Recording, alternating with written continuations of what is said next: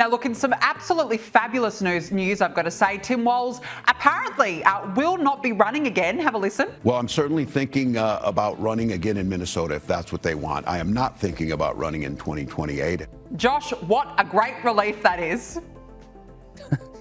Yeah, I mean, talk about the least memorable vice presidential running mate ever. I mean, I guess right up there with Tim Kaine with Hillary Clinton in 2016. People forget that Tim Kaine even ran, frankly, for vice president.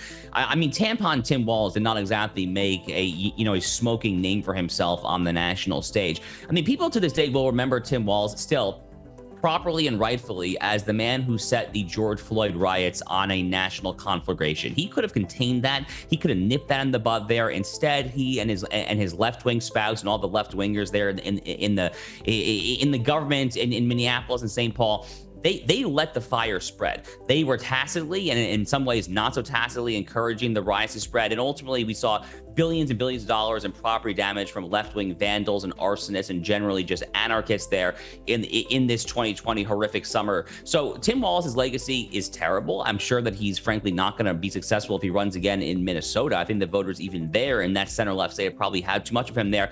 Where the Democratic Party goes from here, I frankly have no idea. I'm just very happy it's not my problem, but I do feel pretty confident saying that Tim Walz is not the future. He's not the past either, by the way. He's not the past. He's not the present. He's definitely not the future.